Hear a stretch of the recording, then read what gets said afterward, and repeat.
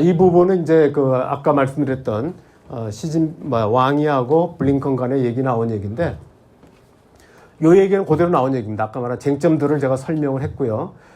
이 현재 보면은 미국이 추진한 게 프렌드 쇼어링이라고 말을 쓰죠. 프렌드 쇼어링 그래가지고 한국이나 일본, 그 다음에 대만, 그리고 이제 여기에 이제 그 첨단 장비를 제공하고 있는 네덜란드, 이런 나라들이 이제 뭐 칩4라고 하죠. 원래 미국, 일본, 대만, 중국에서 칩4라고 하는데, 그리고 이제 반도체법을 제정해서 온쇼어링을 하려고 하는 거죠. 다시 말하면 미국 내에 그 한국이나 대만의 반도체 기업들을 유치하려고 하는 거죠. 그래서 삼성이라든지 TSMC나 SK 이런 데가 이제 현재 미국의 반도체 공장을 짓게 해서 미국이 어떤 경우라도 자체에서 반도체를 만들 수 있는 이런 기본적인 능력을 갖추려고 하고 있습니다. 그 다음에 인도 태평양 경제 틀을 현재 미국이 추진하고 있고요. 또 하나는 이제 인도, 중동, 유럽 경제 회랑, 그러니까 1대1로에 대항해서 IMEC라고 하죠. 작년 9월 달에 발족을 했습니다. 그래서 여기 내용은 인도, 그다음에 중동, 유럽인의 핵심 고리가 뭐냐면 중동 지역에서 이스라엘과 사우디아라비아가 평화협정을 맺어가지고 이 고리를 이어가지고 유럽과 연결하는 겁니다. 그래서 중국이 이 남쪽으로 내려오는 걸 막겠다고 하는 부분인데, 이거를 또 저지하려고 하는 일환에 나온 것이 이란이 만약에 이제 이스라엘과 사우디아라비아가 평화제약을 맺게 될 경우는 중동 지역의 이슬람의 순위파의 수장인 이제 누구예요? 사우디아라비아가 큰 힘을 얻게 되는 거죠. 그러니까 이걸 견제하기 위해서 시아파의 그 대표 주자인 이란이 하마스를 이제 배후 조종을 해서 작년 10월 달에 전격적인 이제 하마스의 이스라엘 침공이 있었던 겁니다. 그래서 이런 부분들에 대한 제가 중동 사태 설명하려고 하는 건 아니고, 그 과정들, 왜 하필이면 작년 10월이냐고 하는 개념은 바로 인도, 중동, 유럽 경제 회랑의 구도를 깨기 위해서 이란이 작업을 한 것이다, 이렇게 얘기할 수 있습니다. 그 다음에 이제 미국의 격제형 전략 구조인데요. 여기 보면은 이제 아까 말씀드린 거죠. 미국이 본격화하고 있는 중거리 미사일 개발과 배치를 중단해라. 중국의 전략적 안보이익 훼손을 중단하라. 얘기하니까 토니 블링컨은 이제 그런 동문서답을 하는 거죠. 오해와 오판을 방지하고 미중 양국의 안정적 발전을 촉진할 의향이 있다. 그러면서 현재 오커스 알죠? 미국, 호주, 영국이 이제 잠수함 동맹을 맺었고, 지난 4월 10일 이제 필라2에 일본 참가를 공식적으로 발표했고, 한국이나 뉴질랜드가 이제 역시 필라2에 가입하는 것을 이제 얘기가 되고 있습니다. 또 하나가 쿼드입니다. 미국, 일본, 호주, 인도 네 나라가 이제 인도 태평양에 연합을 하고 있고, 작년 8월 달에 있었던 캠프 데이비드 한미일 정상회담에서 3자 안보 협력체를 만들었고, 금년 4월 11일 미국, 일본, 필리핀 정상이 만났죠. 이게 마르코스 주니어입니다. 그러니까 이 셋이 만나서 구도를 만들었는데, 요번에 이제 람 엠마뉴엘 주일 미국 대사가 이 구도가 전통적인 이른바 허브 앤 스포크 전략 구도에서 이제는 레티스 라이크, 그래서 뭐냐면 격자형 구조로 전략 구조로 바뀌었다. 그래서 이게 뭐냐면 나토 같은 방식은 동아시아에서는 적합하지 않고 이제는 소다자 기구 방식으로 자기는 운영할 거라는 것을 명확히 표명을 했습니다. 그리고 이 부분 구단선과 도론 전력을 무력화하는 이런 전략들을 현재 추진하고 있습니다. 우리가 이제 중국을 어떻게 볼 것인가 하는 부분인데, 중국발 지정한 리스크가 있습니다. 석유의 100%, 식량의 75%, 수출입의 99%가 우리는 해상 교통로를 통해서 운반하고 있는데, 이 해상 교통로가 우리가 공짜로 생각하는 게 있지만 사실은 100% 미국의 인도태평양 사령부가 우리를 보호해주고 있는 겁니다. 그래서 미국은 이 부분에 대해서 끊임없이, 우리는 북한의 위협에 대해서만 얘기하고 있지만 사실은 해상교통로 보호에 대해서 1980년대, 90년대에도 계속 얘기를 했습니다. 그래서 일본도 나온 게 이제 이천해리 보호론. 그래서 낙하손의 총리 때부터 이제 그 당시에 이제 일본 열도 불침 항모론이라든지 이런 것들이 나왔던 이유는 미국이 중동 지역 석유로부터 일본, 한국까지 오는 이천해리입니다. 이천해리를 미국이 단독으로 막고 있는데 여기에 분담해라. 일본에 대해서는 2,000해리 전체를 같이 공동 부담하자고 하는 부분이고, 한국은 최소한도 1,000해리는 부담해라 이런 얘기입니다. 이런 부분이 있고 지금도 압력이 계속 가해지고 있죠. 그래서 우리 입장에서 본다면은 통상적으로 우리의 해상교통로는 4군데입니다. 5군데네요. 한국과 중국으로 가는 이건 한중 항로가 있고 북방 항로가 있습니다. 한일 항로, 한일이나 한중에 큰 문제가 없고 나머지가 3개인데 북방 항로는 계절적인 요인 때문에 늦가을이나 이른 봄에는 운항을 할 수가 없습니다. 나머지 3개, 가장 핵심 항로가 서남 항로입니다. 서남 항로가 우리가 바로 얘기하고 있는 남중국해를 통과해서 인도양을 지나는 항로고, 또 하나는 동남 항로는 우회하는 거죠. 저기 이제 그 인도네시아를 저 삥 둘러서 남쪽으로 가는 겁니다. 다시 말하면 남중국해를 거치지 않고 가는 건데, 이렇게 하면 3일이 더 걸린다고 합니다. 3일이 더 걸린다고 하는데, 어쨌든 여기서 핵심 항로는 당연히 서남 항로입니다. 우리가 지금 이용하고 있는데, 이 부분이 다 어디입니까? 중국에 걸려 있어요. 중국에 걸려 있기 때문에 우리가 어떻게 할 것이냐 하는 부분입니다. 지금 이제 일본의 경우는 일본은 사실은 우리랑은 좀 다르죠. 조금 이제 떨어져 있기 때문에 바깥으로 돌아갈 수도 있지만, 일본의 경우 이른바 항행의 자유를 위해서 미국과 손잡고 있고 인도태평양 전략을 제안하고 공동 주도하고 있습니다. 근데 우리 입장은 굉장히 이제 애매한 건 사실입니다.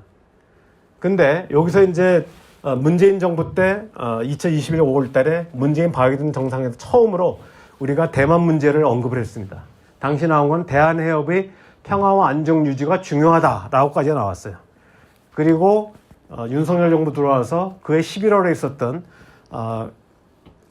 그 캄보디아에서 열렸던 프놈펜 정상회담에서 한미일 정상이 뭐라고 발표했냐면 똑같은 표현입니다. 어디건 그대로 찾아보고 영문도 똑같습니다. 대만 해협의 평화와 안정 유지가 중요하다 이렇게 나왔어요. 근데 문제는 재작년 12월에 나온 인태 전략 보고서, 금년 그 공관장 회담 회의에서 윤석열 정부가 자기 3대 업적 중에 하나로 얘기한 것이 독자적인 인태 전략 보고서를 발표했다라고 얘기했는데, 독자적인 것도 아니죠 사실은. 근데 어쨌든 그 얘기를 했는데, 여기 보면은 중요한 변화가 있습니다. 대만 해협의 평화와 안정이 한반도의 평화와 안정에 중요하다고 그래가지고, 대만 해협이 중요하다는 얘기하고 한반도의 평화 안정이 중요하다는 얘기는 다르죠. 다시 말하면 대만 문제와 한반도 문제를 연계시켰습니다. 그래서 저는 이게 결정적인 실책이라고 보는데, 사실은 그나마 문재인 정부와 바이든 대통령이 만났을 때 저 문구를 넣기 위해서 우리가 얻어낸 게 있습니다. 바로 미사일 사거리 제한 철폐입니다. 그래서 이거를 끝까지 이제 미국이 계속 압력을 넣었는데, 우리가 그러면은 이걸 달라.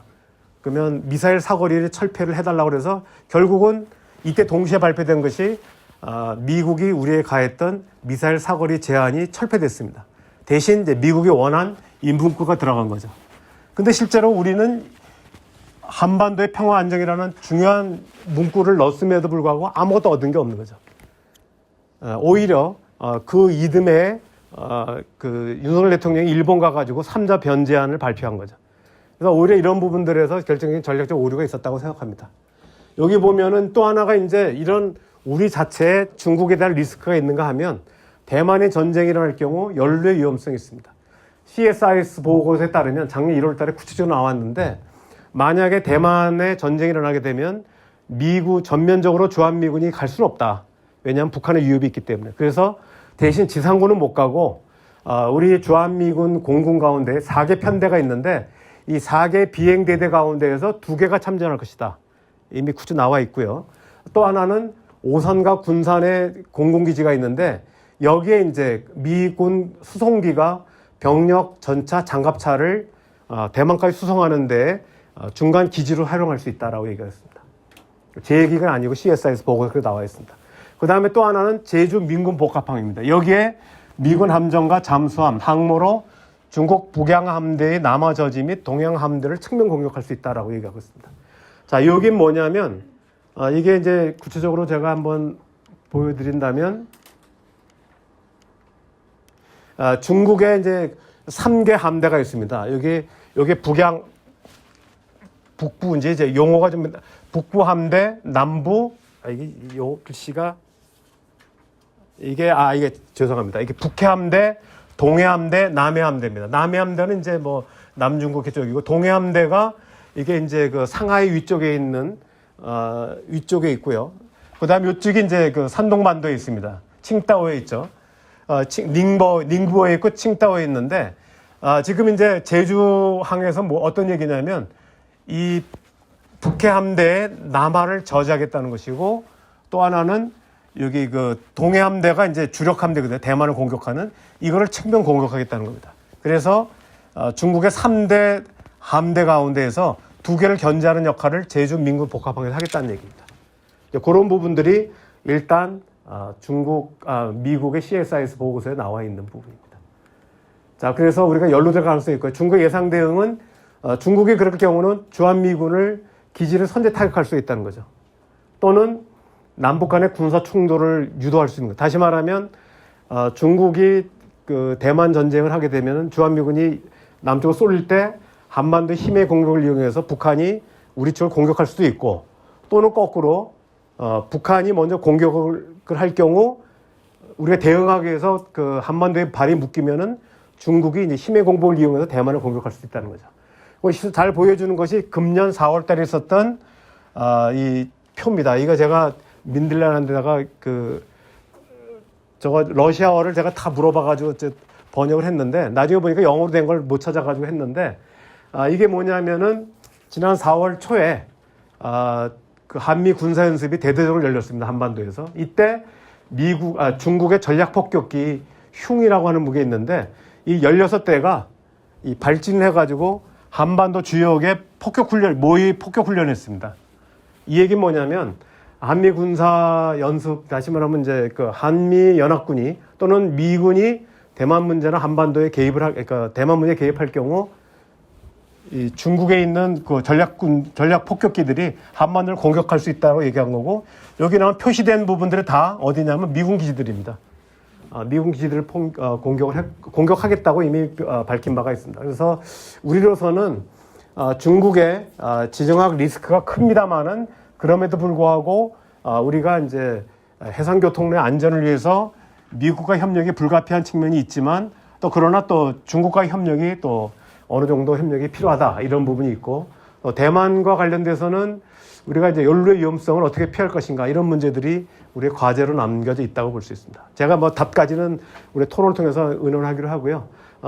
그래서 제가 이제 중국몽에 대해서 말씀드렸는데 중국몽이라고 하는 부분이 한편으로는 이제 거대한 중국의 새로운 질서를 만드는 과정이고 이런 부분이 한편으로는 여러 가지 우리의 기회도 되지만 또 위협 요인으로 발생할 수 있다는 부분을 말씀드렸습니다. 이 정도로 말씀드리고 질의응답을 통해서 부족한 부분을 보완하도록 하겠습니다.